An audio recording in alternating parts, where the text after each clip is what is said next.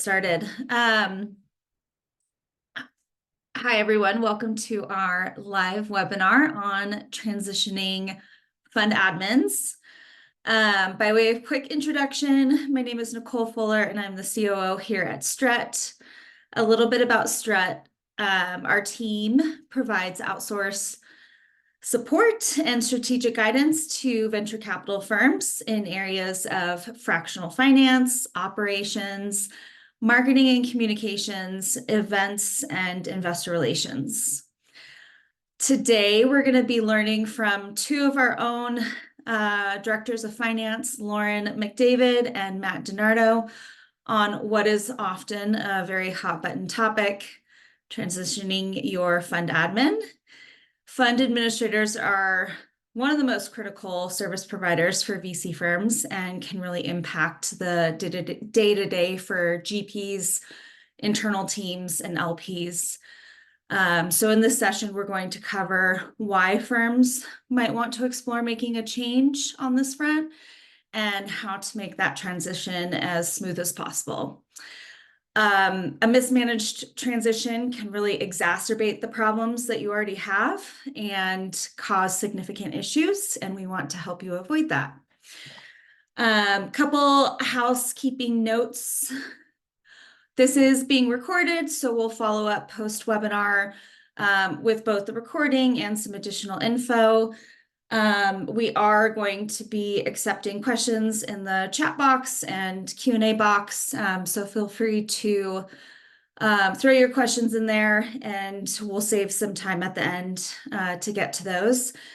And then lastly, I just want to make a note that we have really great relationships with a majority of the major VC fund admins in the space. So we're not going to be saying anything negative about any of them specifically. If any of you want to connect after this and chat about your specific situation and who might be the best fit for you, we are more than happy to do so. And as I said, we'll send a follow-up note with that contact info. So without further ado, I'm going to pass it off to Lauren and Matt to give quick intros and get into it. Awesome. I'm really excited to see some familiar faces here, so thanks for joining today. My name is Lauren McDavid. I have been with Strut Consulting for coming up on a year, so that went pretty quick. Prior to that, I spent about 5.5 years in the fund admin space and then started my career in public accounting. Yeah, similar to Lauren, I've been started out in public accounting and then switched over to fund admin a couple years back. I did private equity fund admin for a while before switching into venture capital. And we actually came from the same firm and have had similar backgrounds with previous positions. Great. So we're going to cover a few different things in terms of considerations when considering a fund admin transition today. So we're going to talk high level about what fund admin duties are, what makes a great fund admin, your goals and kind of expectations around making a potential change and what to expect during those transitions. We're going to kind of summarize everything with the do's, the don'ts, and then kind of every other consideration in between.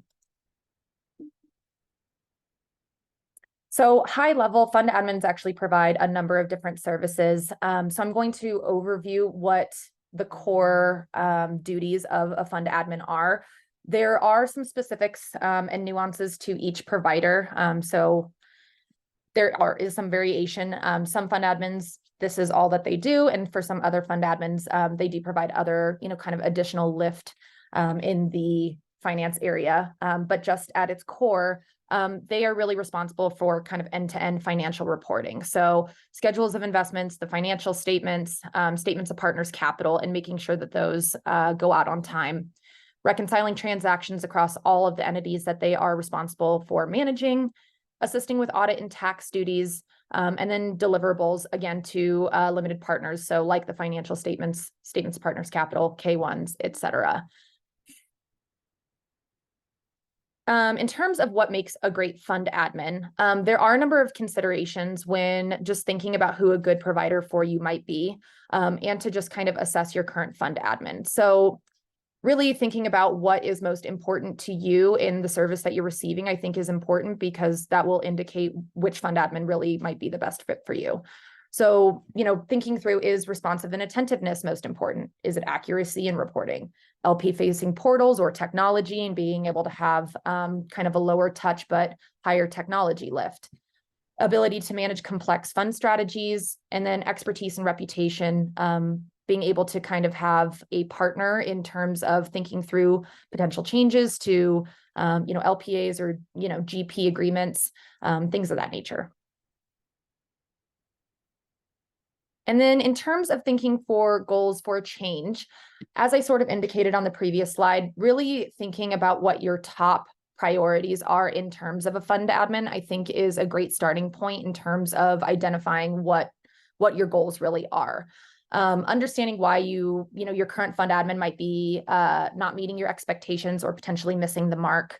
All fund admins are actually not created equal. So what each different fund admin does is a little bit different than their counterpart. So sometimes you'll see more expensive fund admins. You may be getting additional lift there or more white glove service. So just something to consider there. And then depending on how strong your back or your mid office is, you may consider some, different options in terms of a fund admin based on your needs.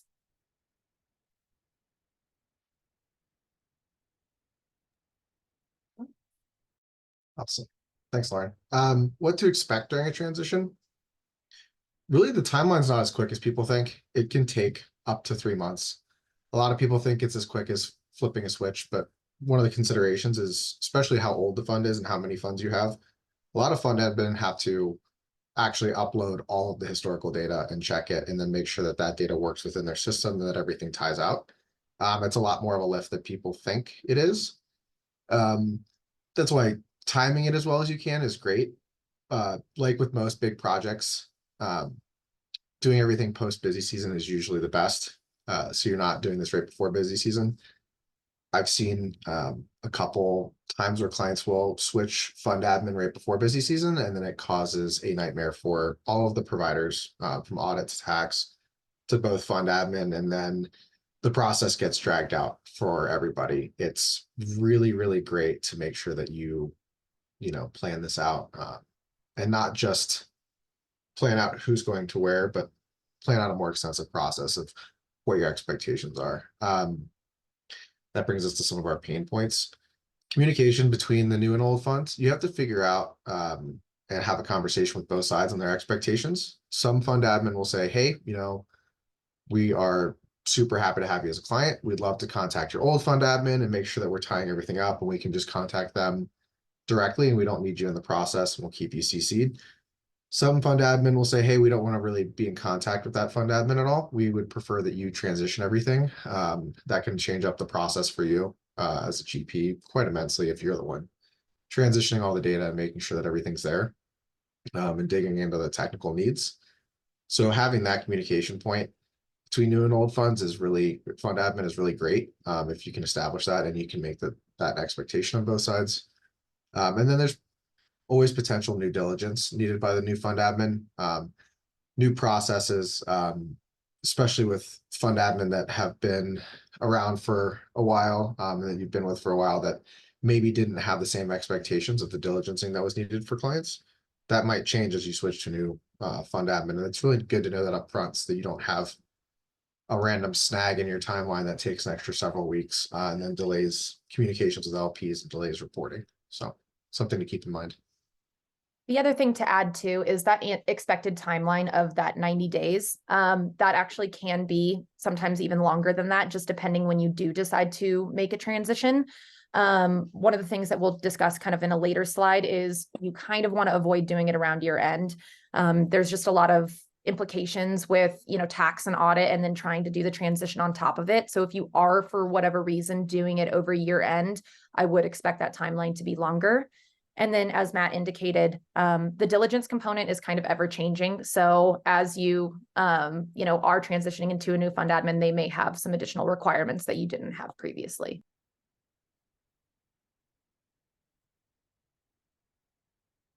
So the do's, what you really want to focus on, establishing clear objectives and timeline for the transition is huge. not just within your organization, but across the board, letting audit and tax know, letting both fund admin know, and then kind of planning around that.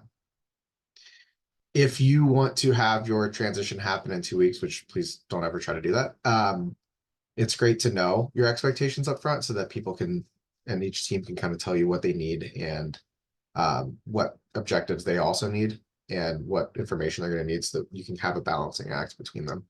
So having that conversation up front is a great idea. Definitely show up during the transition. If you try to be hands off with things, sometimes they won't happen. Shameless plug, but that's a great spot for us to come in.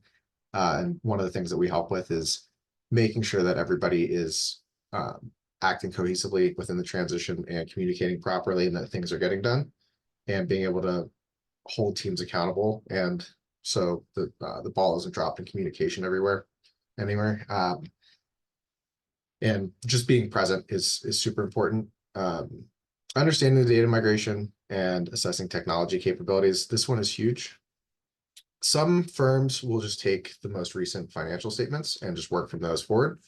Some will ask to upload everything historically. Those are two very different timelines to go out, tie out historical financial statements for however many funds you have versus dropping in the latest financials.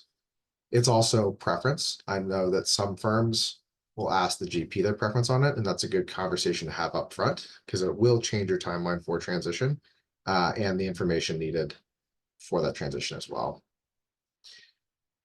Educating and training the internal team on the process through fund admin. That's also a big part is sometimes internal teams, also LPs, expect that everything will happen in the same exact order with the same exact processes between all fund admin. That's just not true. Each fund admin has their strengths and weaknesses. Each fund admin has different processes for everything. It's really important to keep the team, your internal team and the LPs notified of what changes are going to happen, what logins are going to happen, and just how the overall processes will change is super, super important to keep people updated on. The don'ts. Don't rush the process. If you want to really mess up your historical financials and have a really tough audit year of people looking into what happened previously and beginning numbers not tying out and information not being where it should be and any of those things, it's usually from having the process rushed. It's a longer process. It is tedious. There's a lot more that goes on the back end than people realize for onboarding historical clients and new clients. It's something that should really be discussed up front and have those expectations kind of mapped out. And then once you have those conversations, you'll realize that it's not as quick of a process as we wish it all could be. And then kind of circling back to my conversation about the impact on your LPs, they're going to get different statements. They're going to get different communications. They're going to have different logins. The way that they're viewing things is going to be different. How things are displayed are going to be different. It's extremely important to communicate that up front, to let them know, first of all, that you're having a transition in the first place and that they should expect emails from a different group of people. Extremely important in this day and age where people are very, very cautious, as they should be, with phishing attempts and everything else. So having that open line of communication and letting them know, Q1 information came from here, but Q2 information is coming from here. We expect this to take this long. We might be a little slow in reporting for Q2 because of the transition. Any of those points are just really great to get your LPs up to speed on as soon as possible.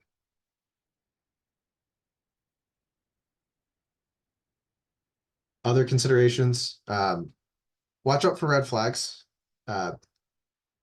You kind of figure out what those are along the way for each one of the fund admin and the teams. Make sure that everybody's being held accountable and sticking to the plan that's been spoken about. Try to make sure that everybody's accountable for everything. One size does not fit all for fund admin. That's extremely correct. If you saw the difference between private equity and venture capital alone, the difference between having 8 or 9 people per fund to having several people per firm are very different. Some firms have a great back office within themselves and they don't need that much lift on the accounting side. Some firms need anything and everything that they can get. As Lauren mentioned earlier, you know, pricing really is usually pretty indicative of the level of lift you're going to get. And not everybody needs an insane amount of lift. And not everybody needs, you know, just a little bit of work done. It's really a balancing act, and you need to figure out where your firm is in there and have those conversations honestly with yourself. And then thinking big picture about the partner you choose, you want to think about the synergies that are created with the partners that you're picking. You want to think about, you know, does this partner usually work with this bank or this law firm or this audit team or tax team? How much do I care about the interaction with my LPs? How many interactions should my fund admin be having with the LPs versus how much is my team going to take it over?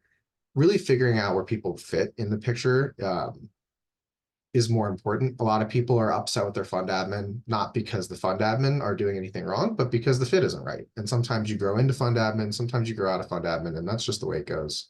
So really taking that into consideration and thinking big picture about all of your needs as a firm.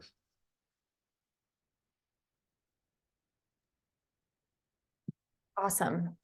So I do actually see a question here in the Q&A. So the question was historical documents for LPs. Are those normally transferred over as well?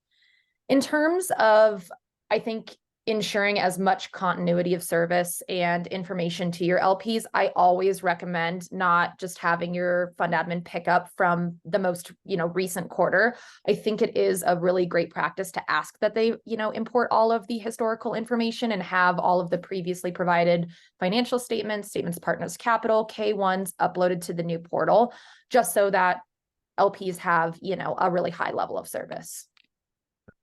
And to tag along with that, sometimes firms will require, a lot more of a bill to backload that data. And if that doesn't fit kind of your expectations for pricing, you should at least ask that they house the information and get it from the previous provider. And that if an LP comes back and says, hey, I want Q1 of 2020's PCAP for myself, or 2019's tax statement for us, they'll at least have it on hand to be able to give it out, even if it's not uploaded. I see another question as well. So we are considering a new fund admin for Fund 2 with Fund 1 remaining at our existing suite of providers. What should we watch out for in this split scenario? The first thing that comes to mind are LPs that were in Fund 1 and then also going to be in Fund 2. That does provide just a little bit of a difference in their knowledge around where to find their documents or how to, request this info. So I would say that that's kind of the big thing that comes to mind. I don't know, Matt, do you have any adds to that? Yeah, I've worked with a couple clients like this. The interactions between fund admin are going to be huge. If your management company is with one fund admin and the other fund admin has no insight, they're going to have to communicate about all of the payables, everything that's going through for tax. Some firms really focus on the audits looking similar too. I've seen people use 2 fund admin, 2 audit, and 2 tax providers for 3 funds. And it creates a little bit of inconsistency in timing. So you have to think about, is my fund admin for Fund 1 going to be getting things out and ready at 30 days?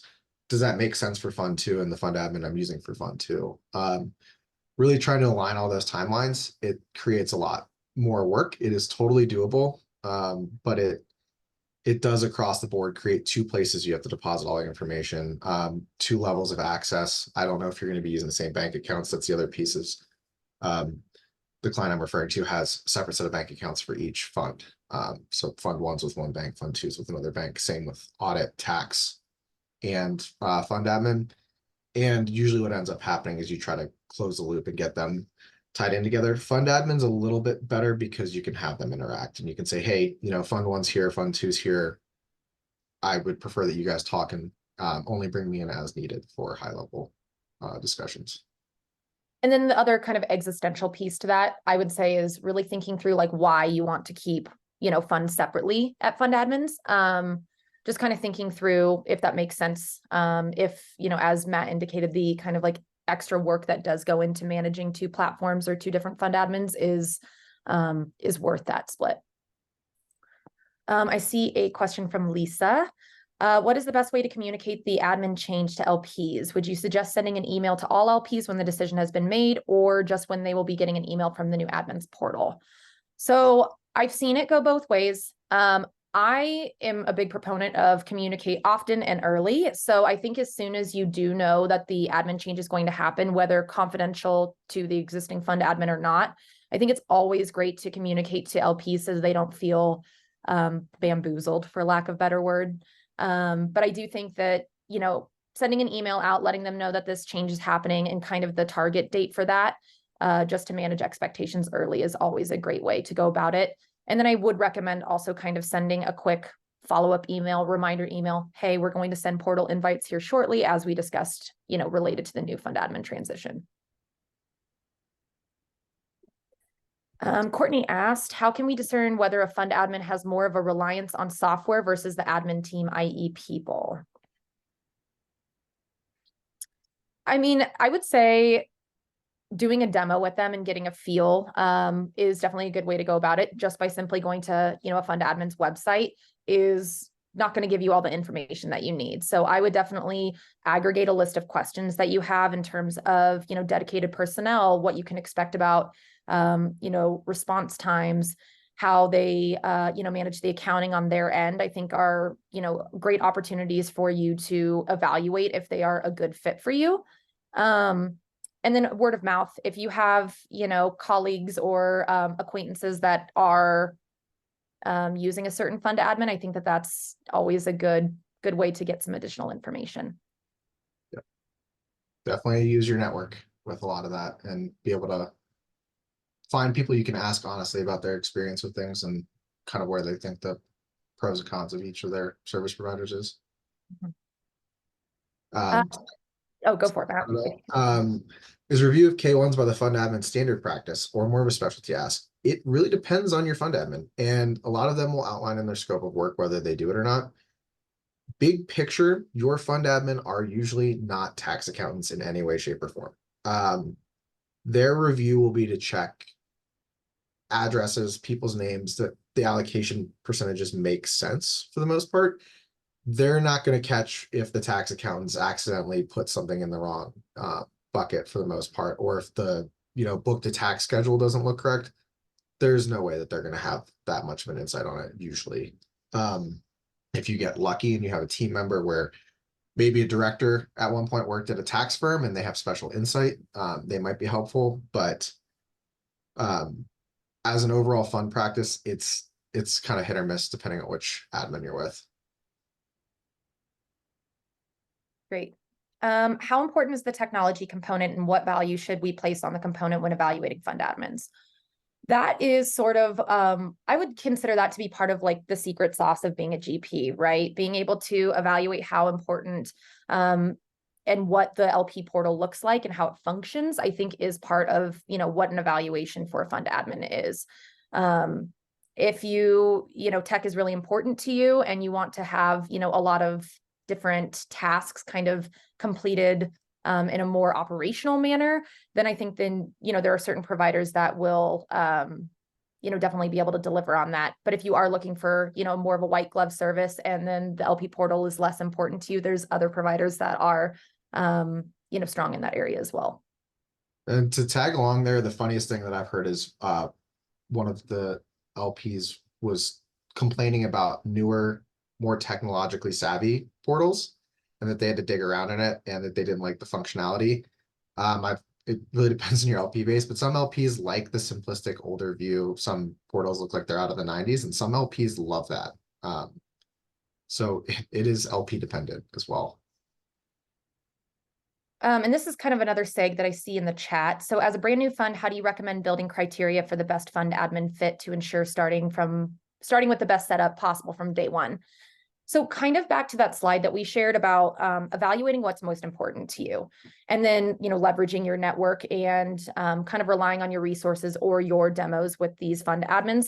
Part of this is like the warm fuzzies, right? You want to feel good during the sales process and feel like a fund admin is going to provide the service that's important to you, whether that is, that they're really strong in terms of technical accounting skills. They're extremely responsive. They have a great LP portal. So I would say, kind of when you take a look at that slide, when it gets sent out, I'd identify maybe your top 2 and really hone in on what's important and chase a fund admin that encompasses that.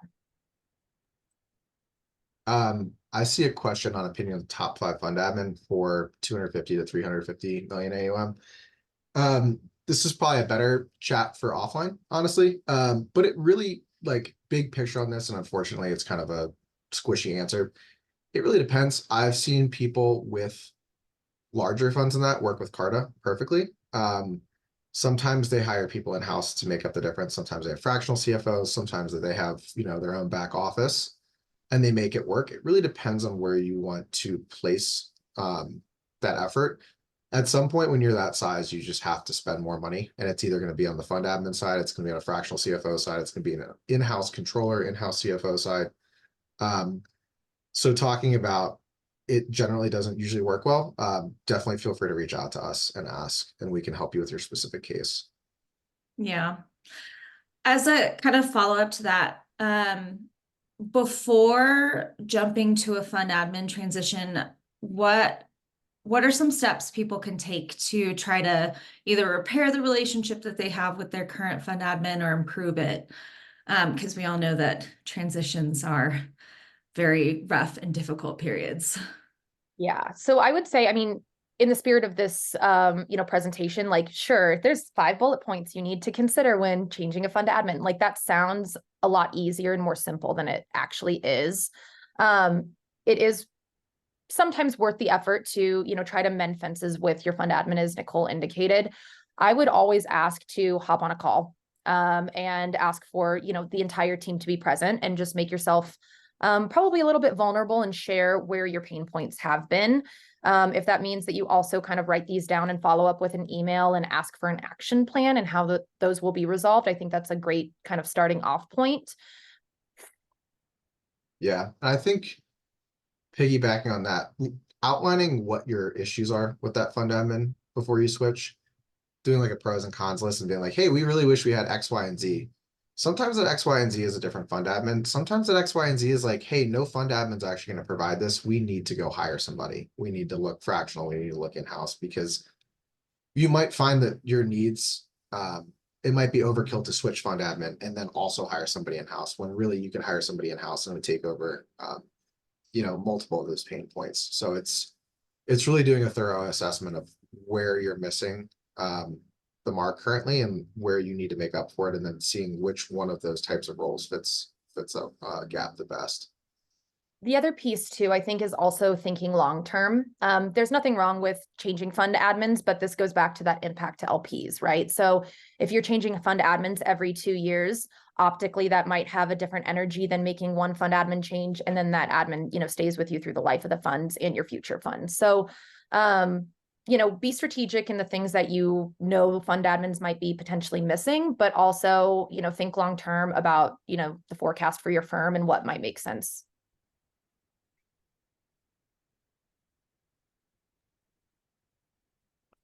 Looks like we have another one in the Q&A box.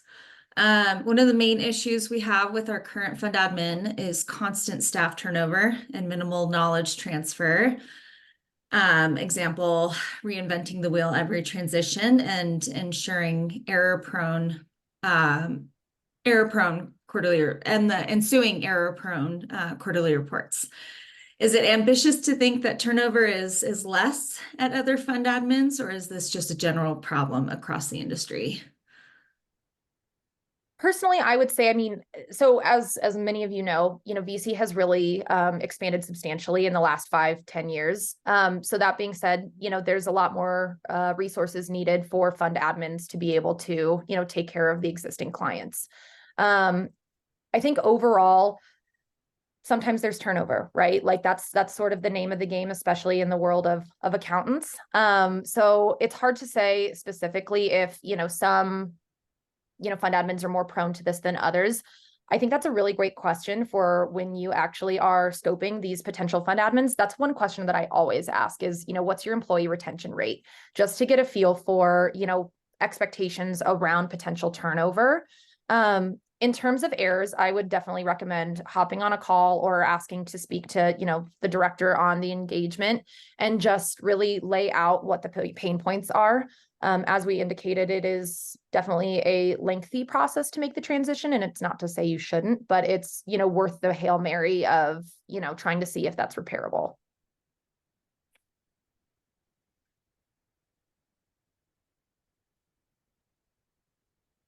Awesome. What are some of, I know, Matt, you've done a lot of transitions before in your prior fund admin life.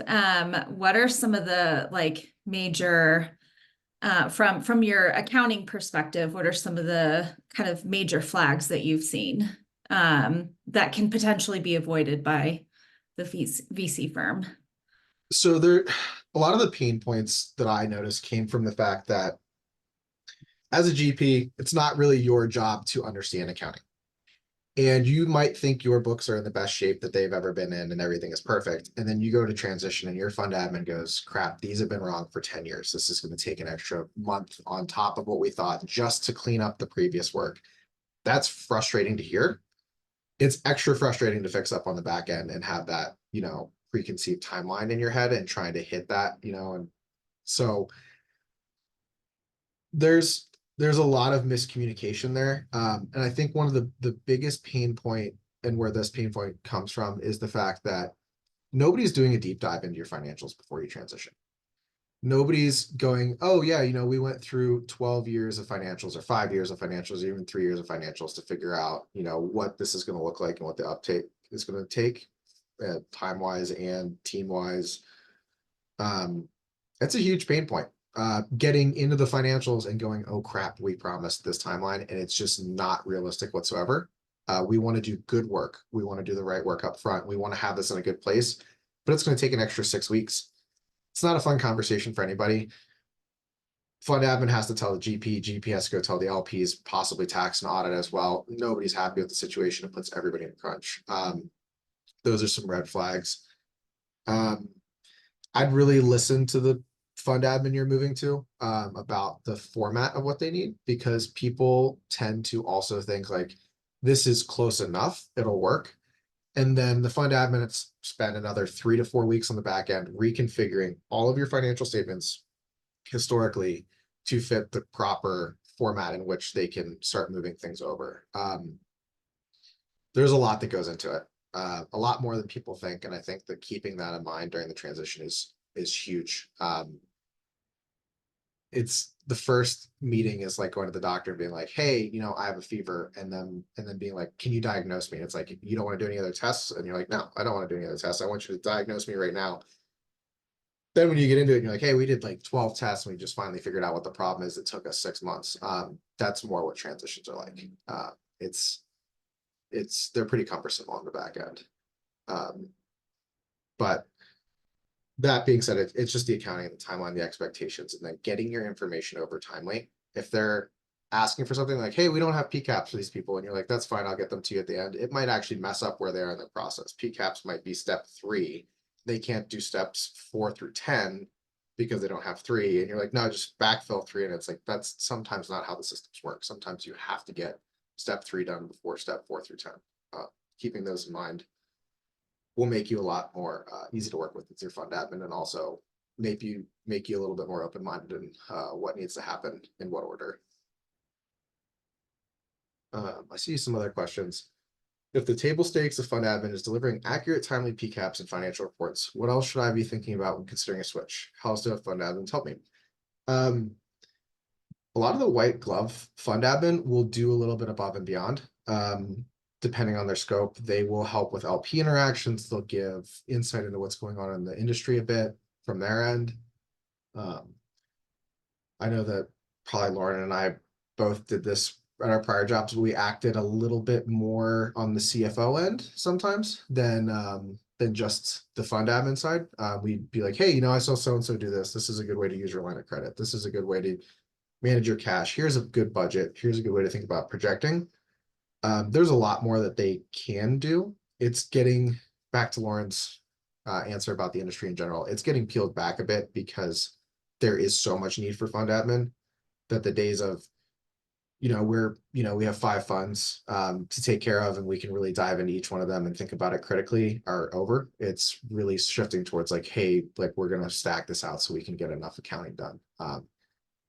And it's a symptom of the industry. It's going to be interesting to see how that changes over the last couple of years, or the next couple of years. But there's a lot more fund admin can do. Definitely stack their scope of works next to each other and see like, hey, K1 reviews in there. K1 review is not in this one. Projections, weekly meetings with the director to talk about my firm and my fund long term. There could be things like that talk through in the sales process as well. The other thing I think would be good to kind of chat about during the sales process too is like the makeup of your dedicated team. Some fund admins like do rely more heavily on technology and hire less accountants. Some fund admins have an entire built out team of accountants and VC experts. So I think just being able to evaluate what level, your direct contact is important. How does pricing work? Do you pay for 2 fund admins over the course of the transition? I actually do currently have a client that is paying for 2 fund admins. They are in the midst of a transition. They did do it over year end, so it is a little bit of a different situation. But I would say more often than not, I do see, unless you're able to establish like a really clear cutoff, there is like a 1/4 kind of like spillover of paying for 2 fund admins. It's definitely good to also negotiate with the fund admin when you're going to start paying and what the start date is. I know for some firms, how it works is if you're historical, day 1 of meeting is there because there's work to do from day 1. If you're just starting your fund out, they might wait till you have your first capital call. If you're starting on fund 3 and your fund 1 and 2 are with somebody else, it might be in that latter category of waiting for the first capital call. It's a negotiation, definitely. And if you have a good relationship with the new fund admin and you think you can swing that, it's definitely a conversation to be had. But I would, by default, expect to have some overlap. It's really frustrating, but it's also really hard to go, okay, fund admin 1, we're leaving you. I want all the documents ready by 6:30. Fund admin 2, I will get you all the documents on 6:30. I will hope and pray that I have everything I need and that I transitioned everything off correctly without any help, and that hopefully you have everything you need to start there. I get saving some money, but it's also a huge nightmare, and it can cost you in the audit. It can cost you in legal fees. It can cost you in having to bring somebody in to scope out more work and figure out how to kind of backfill some of that information. It can slow your onboarding timeline immensely. It's worth it to just have the default thought process that you will have some overlap. Yeah, one thing to add to that is to check your contracts. Some fund admins will have a year, 2-year term, and you may not be near hitting that.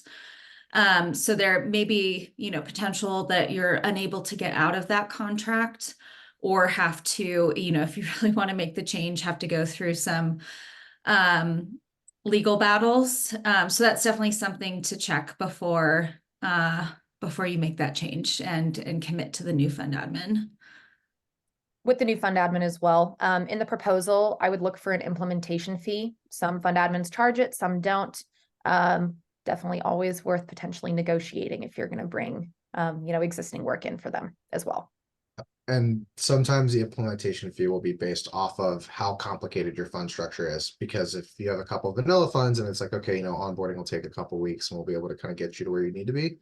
That's one thing. If you have 9 blockers for your fund and you have a parallel structure, I would probably expect that there's going to be an implementation fee just because it's a huge lift and they have to strain the team a little bit further than they normally would to do so. Next question is, how easy is it to change a fund admin team rather than complete a different completely different fund admin switch? Any experience there?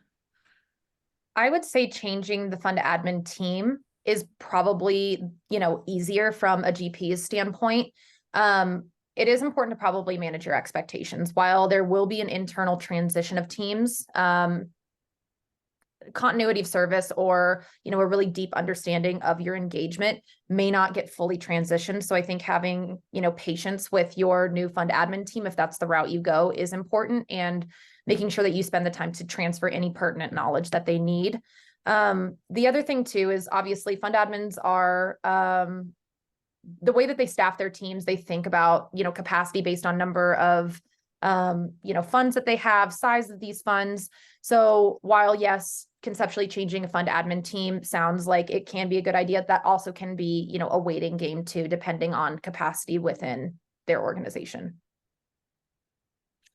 I would say too, the better partner you are to your fund admin, the more likely that that request will be met.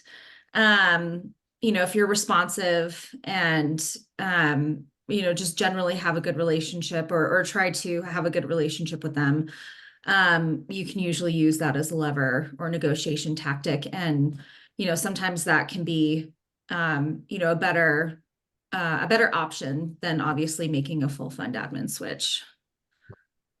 With that, I would say outline your grievances with the current team. Talk about how you've tried to address them.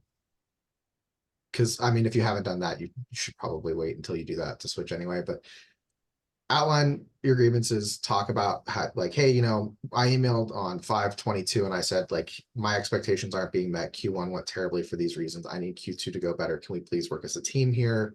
Let me know if there's anything on my end to make things easier. Like, am I bottlenecking anything? You'll get a lot of honest feedback when you do that, and sometimes you won't until that point. But if you do that and everything still doesn't go well, you can reach out and be like, hey, like, I had this conversation, I've worked on this, it's been 2 quarters now, I need a team who's a little bit more experienced with my type of fund, and is there any way that we can talk about a transition here, because I'd rather not leave your firm, I'd rather just have a different team on my account.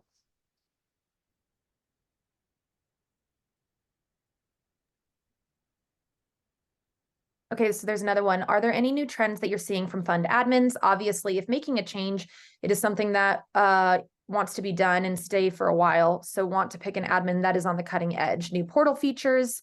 New technology that some of the older, bigger admins don't have. I feel like in the last few years, I would say a lot of, like, maybe if we're talking about like the big 5 in the space, their portals are starting to, have similar functionality, I would say. They're showing, your commitment, your documents, metrics that are applicable to you. It's an easy hub for your K1. So I would say that I feel like the spread of what those portals looks like is actually getting smaller. It's just more, some of them tend to be a little bit clunkier, or, as Matt said, they look like they're out of the 90s, but they still function in the same way. It's just, I think really at the end of the day, how you like, the look of the portal for the most part. And just general trends, pulling away from kind of the suggestions there. I'd say general trends we're seeing within fund admin is probably less hands-on, kind of circling back to the previous point of them needing to be more efficient. People don't want to pay for fund admin. It's a necessary evil, and it's really driving costs down, especially how competitive the space is getting. So the extra, touch and white glove service level from just every fund admin's going down a little bit, because they can't afford to do it anymore. It's too competitive of a space. The pricing doesn't make sense for them to be able to do that. They can't pour all of their time into 1 or 2 clients like they used to be able to with pricing. I would expect to see fund admin start to get in a certain rut or channel of what they will do. And I would, along with their portals kind of converging on similarity, I would start to see their scopes of work converging on similarity, especially within the same price ranges. You might be able to get more out of paying more forever, but it won't be as drastic of a difference for as long as we're starting to see this convergence in scope of work. The other thing that kind of comes to mind is when evaluating a provider and looking at their scope of services, I would check to see if they will cover your management company. A lot of times it's nice to have that continuity of service and being able to have your management companies, funds, GPs, SPVs, all with the same provider. There is some movement in the space where some fund admins won't do management companies anymore. So that might be like kind of the new trend that we are seeing. So if you want a one-stop shop, I would definitely make sure that you're asking about that in the sales process, and if their long-term plan is to continue servicing management companies as well. And Getting to really, tag, no, oh, go sorry. ahead. Yeah. To tag on to Lauren's point, I've started seeing tiered structures for management companies too, as of late, which is pretty new. But it makes sense because it used to be try to be one size fits all. Management companies used to be much simpler, but another trend will be management company tiered payment systems, depending on number of employees and complexity of management company. Yeah, and I would say just being savvy about what fund admins can do and don't do on the management company, and not just assuming. So when you're transitioning, making sure that they're handling your 1099s at the end of the year, that they handle bill pay and all the kind of nitty-gritty stuff. Next question is, do you see any tech advancements coming up using AI that might make this whole process of fund admin easier for both fund admins and GP / in-house finance team? I would say that the tech advancements that I'm seeing in AI that are probably the most applicable are actually not like part of the fund admin suite. They're actually more of like a portfolio management, software, or like a projector software, which obviously is in addition to, what you're paying for your fund administrator or for your in-house team. There are some pretty cool, providers out there that do this like portfolio management component that are really driven by AI, where you can have, an update from a portfolio company, forward it to an email, and it'll all pull in automatically into the platform you use. Those portfolio, management softwares too, they're all, I'm seeing the like differences between them starting to shrink, because I think that they are moving to that AI and kind of like self-service, automatically populating data. There can be some benefits there because you can, quickly review an SOI or, upload it, have the AI cross-reference to, what it has in the systems. So that can definitely be a lift. They tend to not be, super cheap, but if you're not overly price sensitive and you're building out an in-house finance team, it's definitely worth, your time to do a demo with a couple of those providers as well. On the AI on fund admin side, I think the biggest changes actually weren't to accounting. Most of that stuff is decently automated as is, with the build out and with the complex pieces needing to be like done manually and checked manually, just because they're high risk. You don't want your carried interest being improperly calculated. Same with your management fees. A lot of that stuff is always going to be at least some manual presence. A lot of what we've started seeing in the industry is responses.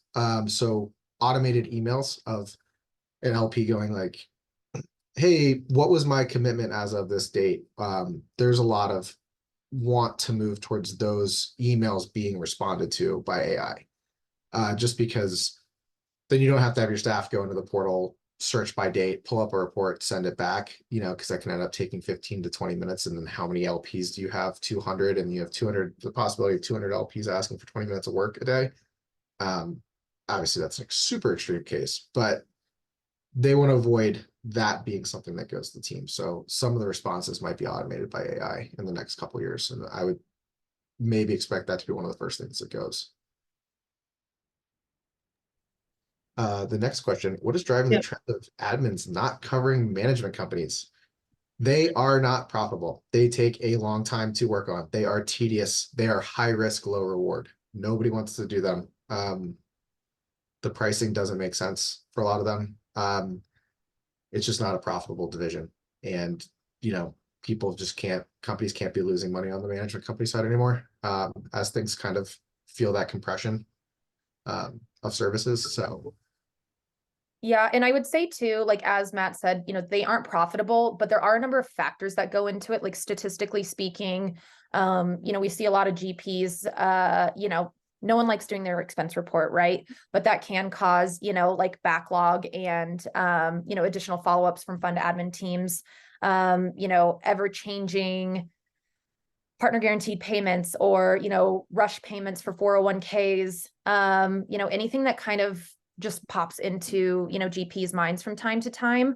And it will seem like a small task, but there are resources behind that. And a lot of those functionalities too can be pretty manual in nature if you're needing to move quickly.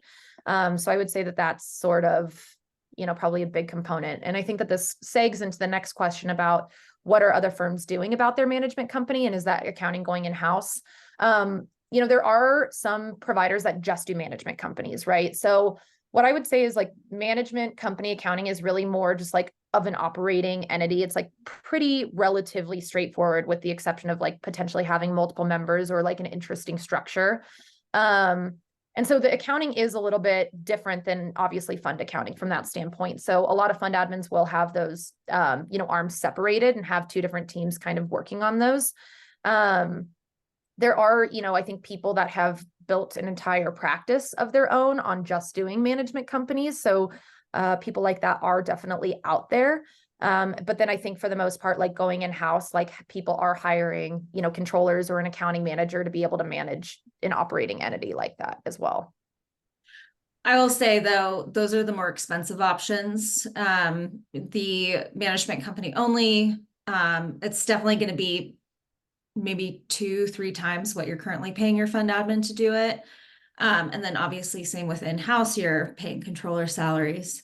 So just something to keep in mind. We generally see, VC firms start to consider this at like fund 3, fund 4, depending on your AUM. So, and you'll start to see fund admins, we've already started to see fund admins raise their prices on management companies as well.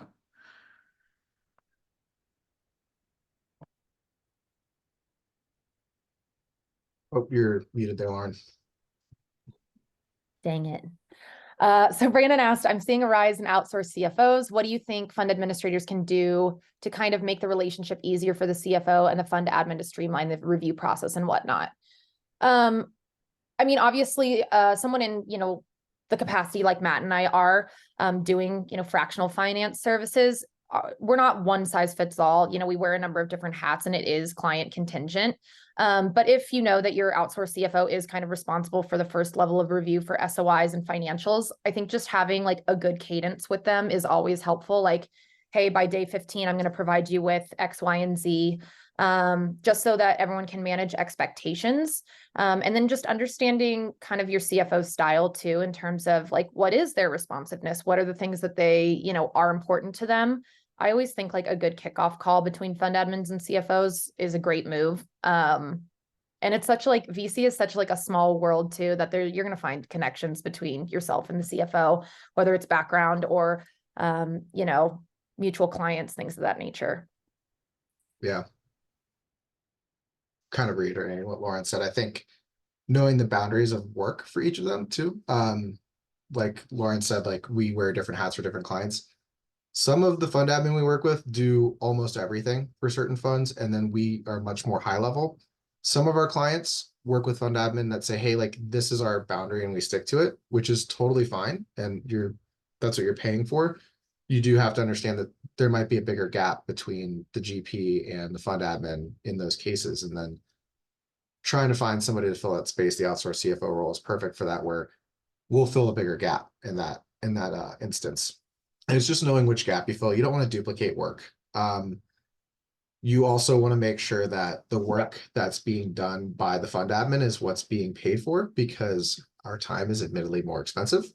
So you want to make sure that the fund admin are like really within their scope, and that like you guys discuss the scope up front, and that everything kind of meshes well. And that Lauren and I probably shouldn't be going in and doing 200 journal entries a day. That's not really where we should sit. So just having that conversation up front. And I think that actually hits on one of the points that we've felt is something a little bit different per fund admin, is sometimes a fund admin think we do more than we do, or they expect because there's a CFO or outsourced fractional finance or anything like that, that we will take up a lot more of the space than we do, and that will creep into their scope more, and that they can kind of take their hands off a bit. And that's usually not the case. We still expect the fund admin to do, their scope of work as well.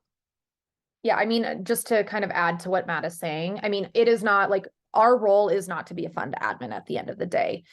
They should be working like symbiotically, and there should be a good, system kind of in place. But that's, I also think sometimes the misconception is, like, oh, do I even need a fund admin if I hire you guys? Like, yes, you do. We do, two different functionalities. As Matt said, we do a lot of, high level work or strategy planning, portfolio monitoring, tracking, things of that nature that are outside of scope of services, but it does require a good relationship with fund admin, because there's a lot of times that we're requesting underlying information that they have from their accounting system that we need to execute on the project. So they coexist together, but they are not, the same. I think Last one. Yeah, I can take this one. Or did you have anything else to add, Matt? no, not on the previous one. Okay, great. Yeah, outsourced CFO versus fractional finance. At least in our case, very much the same. Our teams serve similar functions. We just have a service model versus going the independent CFO route, and have different levels of experience on our team. So if you want to chat about what the difference is between independent and a service provider, we're happy to chat with you. And I think that might be it. Right on time. Anyone else? Last minute questions? All right. Thank you everyone for joining us today. If you have any questions or want to connect or want to just kind of talk about your specific situation and get some advice, we're happy to chat with you. As I mentioned, we will be following up post webinar with a note that includes the deck, the link to the recording, and then contact information. So would love to connect with you all. Have a great rest of your Wednesday and take care. Thank you. Thanks. Bye. Thanks, everyone. Bye.